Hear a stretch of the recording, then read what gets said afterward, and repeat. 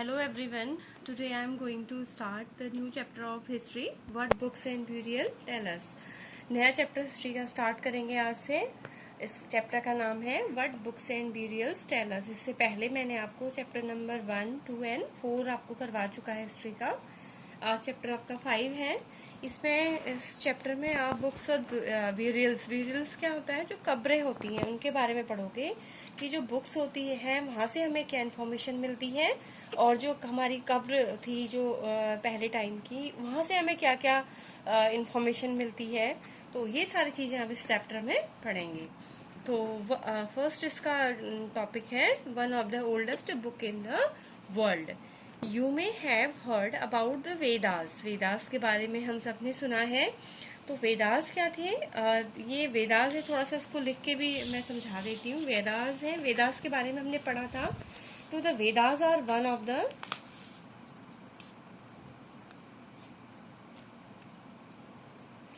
Vedas are one of the earliest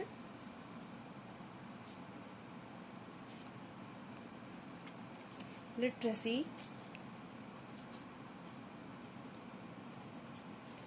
sources available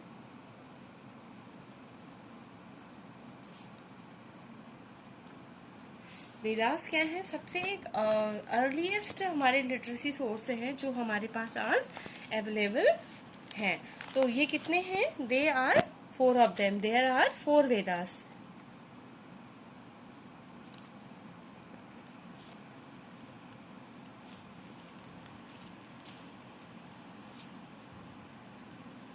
the first one is Rig Veda. Second one is Samveda, Samaveda. Third one is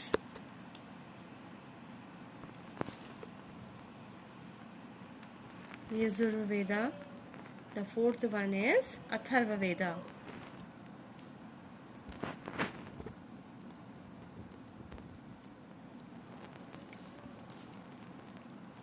there are 4 Vedas. 4 Veda हैं. कौन कौन से? हमारे ऋग्वेद हैं, सामवेद हैं, यजुर्वेद हैं, अथर्ववेदा. 4 वेद हैं. और इसमें से जो सबसे ओल्डेस्ट वेद है, the oldest Veda is Rigveda. और इसको कितने time period? Composed about 3500 year ago. और इसको लगभग 3500 ईयर एगो लिखा गया था. और जिस पीरियड में ये लिखे गए थे, तो this period which they were written is known as the age of Vedas. ये भी इसको मेंशन करना जरूरी है. The period during which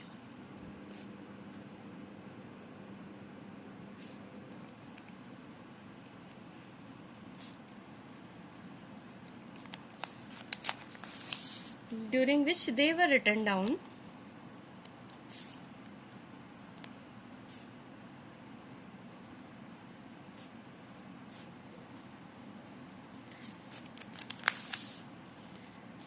is known as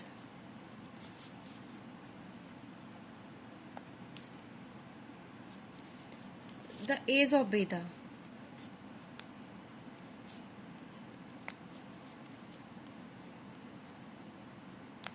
ठीक है. जिस पीरियड में इसको लिखा गया था, तो उस पीरियड को क्या कहते हैं? द एज ऑफ वेदास कहा जाता है. फिर नेक्स्ट है जो ये जो वर्ड है वेदास, इसका नेक्स्ट पॉइंट है द वर्ड वेदा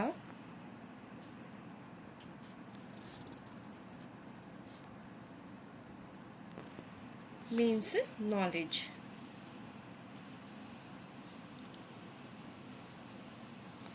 तो वर्ड है वेदा. वेदा का मतलब क्या होता है कि वेदा का मतलब होता है नॉलेज. और जो वेदास हैं, सबसे ओल्डेस्ट वेद इज ऋग्वेदा. और जो इसमें क्या थे? हिम्स होती थी. हिम्स क्या है? जैसे सूक्तियाँ जो होती हैं संस्कृत वगैरह में, जो सूक्तियाँ लिखी रहती हैं, तो वो उनको हिम्स कहा जाता है. तो इनमें हिम्स होती हैं. These hymns were recited. ये वेदास है. वेदास में क्या होते हैं? हिम्स होते हैं. तो जो दीज हिम्स, जो ये हिम्स होती हैं, were recite and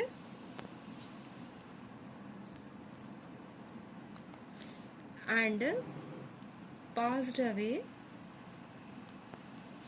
passed from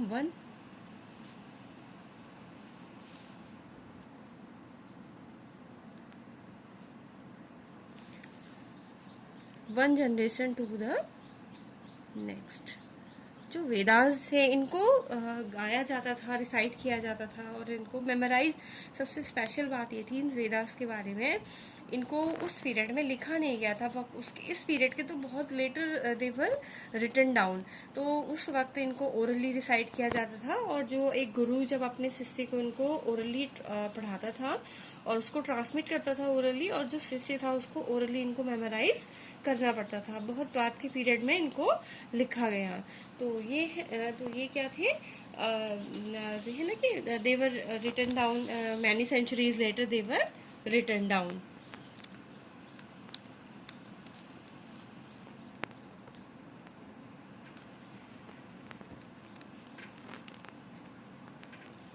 Later they were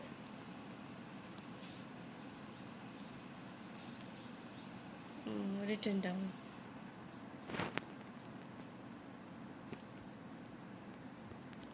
और कई शताब्दियों के बाद इनको लिखा गया। ठीक है, और जो ये वेदास है हमारे, इसके बारे में क्या सबसे इम्पोर्टेंट क्या है कि the Vedas are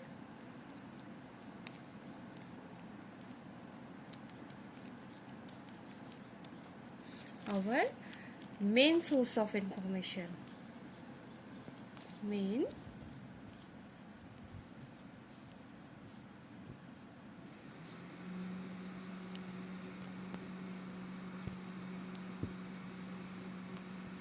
these are our main source of information. फिर है आपका नेक्स्ट जिसमें जो ऋग वेदा है, the Rig Veda is the oldest Veda. सबसे पुराना जो हमारा वेद है इट इज ऋग वेदा। और क्या है, इट इज डिवाइडेड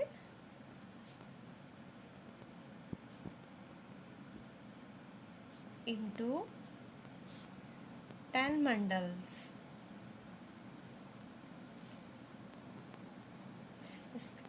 और बुक्स, इसको 10 मंडल्स और बुक्स में इसको डिवाइड किया गया है। और इसमें जो अप्रॉक्स आपका लगभग कितनी हिम्स हैं, it contain 1028 hymns.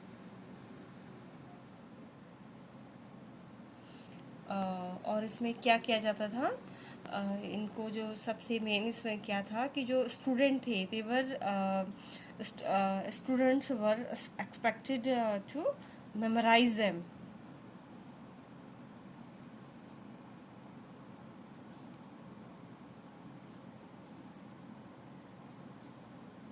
To memorize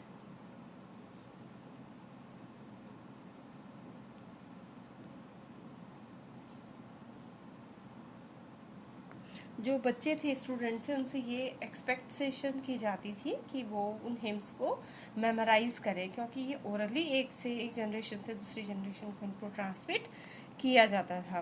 तो ये तो थोड़ा सा वेदास के बारे में इंफॉर्मेशन थी। अब मूविंग टू द बुक, अब थोड़ा सा बुक में से इसको पढ़ लेंगे कि मैंने यहाँ पे बता दी थी कि 4 वेदास थे, द ऋग वेदा, साम वेदा और आपका यजुर्वेदा एंड अथर्ववेदा। ठीक है, और इसमें क्या है, जो सबसे ओल्डेस्ट वेद है, सबसे जो ओल्डेस्ट वेद है इट इज ऋग्वेदा। सबसे ओल्डेस्ट वेद हमारा ऋग्वेद है और जिसको लगभग 3500 ईयर है को कंपोज किया गया था। फिर the Rigveda include more than the 1000 him. अभी मैंने समझाया था जो ऋग्वेदा है उसमें लगभग 1028 हिम्स हैं। अब हिम्स क्या होते हैं, हिम्स मतलब सूक्तियाँ होती हैं, एक तरीके की सूक्तियाँ ही होती हैं। और इनको सूक्ता और वेल सेट, जिनको क्या कहा जाता है, सूक्ता और वेल सेट कहा जाता है। वेल सेट मतलब वेल सेड का क्या मतलब है इसमें, ये भी है देखो, the these hymns are in the praise of various god and goddesses. जो ये हिम्स थे इनको जो ये सूक्तियाँ थी या वेल सेट थी, इनको अलग अलग जो गॉड और गॉडेसेस थे, देवी, गॉड मतलब भगवान, गॉडेसेस मतलब देवियाँ, जो देवी देवता थे उनकी प्रशंसा में इनको हिम्स को लिखा गया था। 3 गॉड्स आर स्पेशली इम्पॉर्टेंट। इसमें जो है ऋग्वेदा में जो हिम्स मेंशन किए गए हैं उसमें 3 गॉड्स के बारे में बताया गया है। तो दीज आर द अग्नि, द गॉड ऑफ फायर। किसके बारे में मेंशन किया है? अग्नि, जो कि fire, he is the God of fire. Indira के बारे में मेंशन किया गया है, इंद्रा कौन है? The God of warrior. And Soma, और सोमा के बारे में मेंशन किया गया है। सोमा क्या है? एक तरीके का प्लांट है from which a special drink was prepared, जिससे क्या है एक स्पेशल ड्रिंक तैयार की जाती थी और उसको स्पेशल ओकेजन पे उसको पिया जाता था। तो ये तो थे हमारे, ये पैराग्राफ इम्पॉर्टेंट है। फिर है नेक्स्ट है देखो, these hymns were composed bye says. और जो ये हिम्स थी इनको किसने कंपोज किया था? सेज। सेज मतलब ऋषि, जो ऋषि होते थे उन्होंने इनको कंपोज किया था। और प्राइस्ट टॉट स्टूडेंट, और जो प्रीस्ट थे वो स्टूडेंट को सिखाते थे इनको। और क्या उम्मीद की जाती थी? To recite and memorise each syllable. Syllable का मतलब यहाँ पे हर एक शब्द, word and sentence, bit by bit, मतलब उसके हर एक बिट बाय बिट, हर एक छोटे से छोटे स्टूडेंट से ये उम्मीद की जाती थी कि वो उसके छोटे से छोटे शब्द को, वर्ड को, सेंटेंस को जो है वेदों के, उसको रिसाइट करे, गाए और उसको मेमोराइज करे, वो उसको याद करे विथ ग्रेट केयर, बहुत अधिक सावधानी से। Most of the hymns were composed, taught and learn by man. जो अधिकतर हिम्स थी इनको कंपोज अभी और किया जाता था, मतलब मैन के द्वारा, जो आदमी थे वही इनको कंपोज करते थे और सिखाते भी वही थे, कंपोज भी वही करते थे। और few were compose by women, और बहुत कम ऐसे कहीं पर हमें चांसेस हैं जहाँ पर इनको वुमेन ने कंपोज किया था। The Rigveda is an older वैदिक संस्कृत। ऋग्वेद क्या है? सबसे ओल्डर वैदिक Sanskrit which is different from Sanskrit. जो ऋग्वेद है, ऋग्वेद को बहुत मतलब ओल्ड वैदिक संस्कृत में लिखा गया है। अब ये वैदिक संस्कृत क्या है? ये वो संस्कृत से बिल्कुल डिफरेंट है जिसको हम आजकल स्कूल में पढ़ते हैं। ये उस संस्कृत से बिल्कुल डिफरेंट है। जो वेद है इनको वैदिक संस्कृत में लिखा गया है। फिर देखिए यहाँ पे ये भी पॉइंट इंपॉर्टेंट है, Sanskrit is a part of a family of language known as Indo European. इसको ये पॉइंट है इम्पॉर्टेंट है कि जो संस्कृत है वो हमारी इंडो यूरोपियन फैमिली की लैंग्वेज इसको माना गया है संस्कृत को। और इसके अलावा जो है हमारी जो कुछ इंडियन लैंग्वेजेस जैसे असमीज है, गुजराती, हिंदी, कश्मीरी एंड सिंधी, ये लैंग्वेज भी हमारी इंडो यूरोपियन फैमिली की लैंग्वेजेस हैं। और जैसे Asian languages such as Persian है, और बहुत सारी यूरोपियन लैंग्वेजेस हैं जैसे कि इंग्लिश है, फ्रेंच है, German, Greek, Italian, Spanish belong, ये भी जो है ये लैंग्वेजेस भी also belong to the Indo European family की लैंग्वेज इनको माना गया है। They are called a family because they originally had the word in common, क्योंकि कॉमनली ये वर्ड है मतलब यहाँ पे पाए जाते हैं। और दूसरा ये है इसमें जैसे हमारी साउथ इंडिया की लैंग्वेजेस हैं, तमिल है, तेलुगु है, कन्नड़ा है, मलयालम है, ये मतलब इनको द्रविड़ान फैमिली की लैंग्वेज माना गया है। तो यहाँ पे इम्पोर्टेंट आपका ये पॉइंट इम्पोर्टेंट है कि जो संस्कृत है is a part of family language known as the Indo European, जिसको इंडो यूरोपियन फैमिली की लैंग्वेज माना गया है। फिर देखिए the books we use are written and printed. ये कह रहे हैं कि जो प्रेजेंट टाइम में जो भी हम बुक्स पढ़ते हैं उनको लिखा गया था और उनको प्रिंट किया जाता है, ठीक है। और the Rigveda was recite and heard rather than read. लेकिन जो ऋग्वेद था उसको रिसाइट किया जाता था, उसको रैदर देन, उसको लिखने के बजाय उसको रिसाइट किया जाता था, या मतलब उसको गाया जाता था और उसको याद किया जाता था। It was written down several centuries after it was first compose. और उसको जब सबसे पहले उसको कंपोज किया था उसके कई सालों के बाद, सेंचुरीज के बाद उसको लिखा गया था। और and printed less than 200 year ago, और उसके कई सालों के बाद उसको प्रिंट किया गया था, ठीक है। फिर है हाउ द नेक्स्ट हमारा टॉपिक है how historian study the Rigveda. जो हिस्टोरियन है, हिस्टोरियन कौन है? Historian are the people who study the, वो पास्ट की स्टडी करते हैं। इसके प्रीवियस चैप्टर में हमारा आ चुका है ये।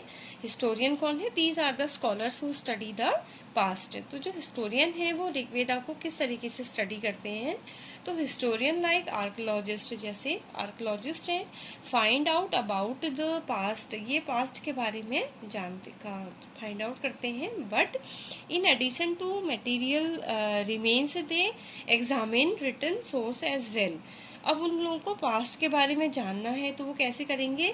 एक तो जो भी रिमेन्स बचे होते हैं पास्ट के, जो भी मटेरियल बचा होता है उसके जरिए वो लोग पास्ट के बारे में जानते हैं। इसके अलावा they also examine the literacy source, इसके अलावा जो रिटन सोर्स होते हैं वो उसको भी एग्जामिन करते हैं, उसके जरिए भी वो पास्ट के बारे में जानने की कोशिश करते हैं। Let us see how they study the Rigveda. देखो उन्होंने मतलब जो ऋग्वेद है उसकी स्टडी कैसे की थी, ऋग्वेद के बारे में इतनी इन्फॉर्मेशन हम तक कैसे पहुंचाई थी। तो ये some of the hymns in the Rigveda are in the form of dialogue. Rigveda में कुछ ऐसे हिम्स हैं जो किसके फॉर्म में है? डायलॉग फॉर्म में है। This is the part of one such him, जो यहाँ पे आपको एक उसका पार्ट दे रखा है, और वो क्या है कि a dialogue between a sage named Vishwamitra and two river. और किसके बीच में डायलॉग था ये? एक सेज ऋषि थे जिनका नाम विश्वामित्र है, उनके बीच में, और जो दो रिवर हैं, जो रिवर कौन सी है? बेस एंड सतलुज रिवर हैं, उनके बीच में ये डायलॉग है। That were worshipped as a goddesses. जो बेस और सतलुज है उनको एक गॉडेसेस के रूप में उनको पूजा जाता था, जिनको वर्शिप किया जाता था, उनके बीच में डायलॉग फॉर्म है जो कहाँ पे मेंशन है? ऋग्वेदा में मेंशन है। किसके बीच में? Vishwamitra and the two river Beas and Sutlej. ये है, देखो ये अगर आपके पास बुक है तो इसको रीड करना। तो ये विश्वामित्र है जो रिवर के साथ बातचीत कर रहे हैं, तो इसको ये इस तरीके के, ये कहाँ से लिया गया है? आपका ऋग्वेदा से ये लिया गया है। इसको आप सेल्फ रीड करेंगे।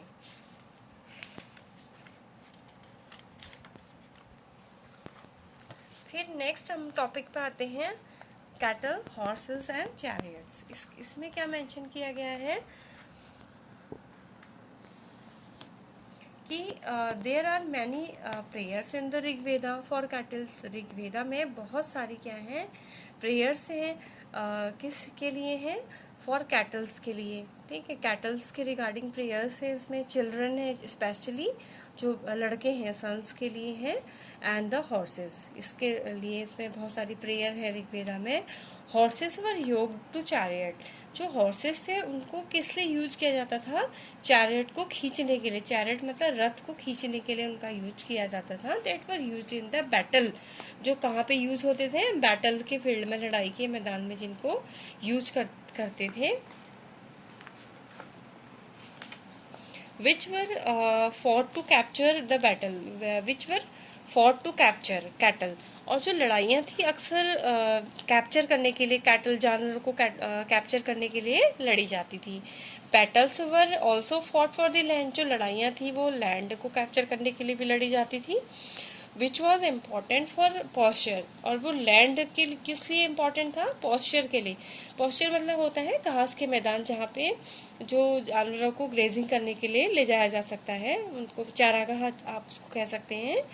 तो जो लैंड को कैप्चर करने के लिए लड़ाइयाँ लड़ी जाती थी, जो कि चारागाह के लिए इम्पॉर्टेंट थे।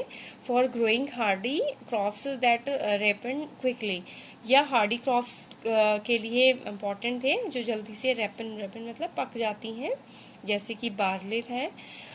सम battles were fought for water. लड़ाइयाँ लड़ी जाती थी उस पीरियड में, या तो कैटल को कैप्चर करने के लिए, लैंड को कैप्चर करने के लिए, या वाटर बॉडीज को कैप्चर करने के लिए लड़ाइयाँ लड़ी जाती थी। And also to capture the people. लड़ाइयाँ लड़ते थे, लोगों को भी बंदी बनाया जाता था। तो some of the wealth that was obtain was kept by the leaders. वो कह रहे हैं कि जो इन लड़ाइयों में जितनी भी वेल्थ उन्होंने इकट्ठा कर लेते थे, लड़ाई झगड़ों में वेल्थ इकट्ठा करते थे, तो वो जो वेल्थ थी या तो उसको लीडर खुद रखते थे। Some was given to the priests. तो कुछ वो अपने पुजारियों को दे दी, प्राइस को दे दी जाती थी। And rest was distributed among the people. और जो बचा हुआ पैसा था वो लोगों के बीच में, वो अपने लोगों के बीच में उसको डिस्ट्रीब्यूट कर देते थे। तो some wealth was used for the performance of yajnas, कुछ जो वेल्थ थी उसको वो याजनाह के परफॉर्मेंस में लगा देते थे, यज्ञ करने में लगा देते थे और सेक्रीफाइस करने में लगा देते थे। In which offerings were made into the fire, जिसमें क्या था, जो ऑफरिंग्स थे वो offering were made into the fire, मतलब आग को, अग्नि को कुछ ना कुछ वो ऑफर करते थे।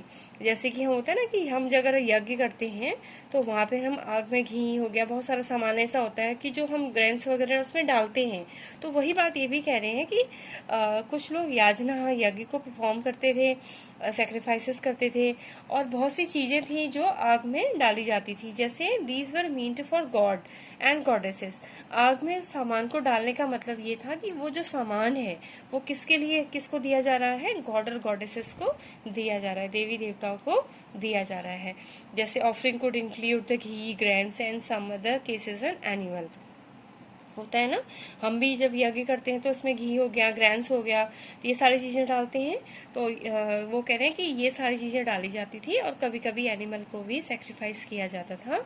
और इस सेक्रीफाइस करने का मतलब ये था कि ये सारी चीज़ें किसके को दी जा रही हैं, गॉड और गॉडेसेस को दी जा रही हैं। फिर है देखो, most man took part in these Wars, जो वॉर थे, लड़ाइयाँ थी, इसमें अधिकतर जो आदमी थे वो हिस्सा लेते थे। तो there was no regular army, वहाँ पे कोई रेगुलर आर्मी नहीं थी। राजा था, कोई ऐसे पर्टिकुलर राजा नहीं थे कि उनके पास अपनी रेगुलर आर्मी थी, तो कोई रेगुलर आर्मी नहीं थी। बट देयर वॉज असेंबलीज, लेकिन असेंबलीज हुआ करती थी, where people meet and discuss matter of war and peace, जहाँ पे लोग इकट्ठा होते थे अपने वॉर और लड़ाई के, वॉर और पीस के मैटर पे डिस्कस करते थे, बातचीत करते थे। और दे ऑल्सो चूज लीडर, और वहीं पर लोग जो थे, क्योंकि मैंने कहा कि पर्टिकुलर आदमी नहीं थी, पर्टिकुलर कोई किंग नहीं था, जैसे प्रेजेंट टाइम में राजा होते थे, लेटर टाइम में उनके पास पर्टिकुलर आर्मी थी, तो ऐसा कुछ नहीं था। तो लोग असेंबल होते थे एक जगह में, वॉर और पीस के बारे में डिस्कस करते थे, अपने लीडर को चूज करते थे, who were often brave and skilful warrior, और लीडर भी वो होता था जो अक्सर कैसा था कि बहुत ज्यादा ब्रेव और स्किलफुल वॉरियर होता था। स्किलफुल मतलब ताकतवर कह सकते हैं, कुशल कह सकते हो आप, बहादुर, और जो काफी कुशल योद्धा होता था उसको अपने लीडर के रूप में वो चूज करते थे।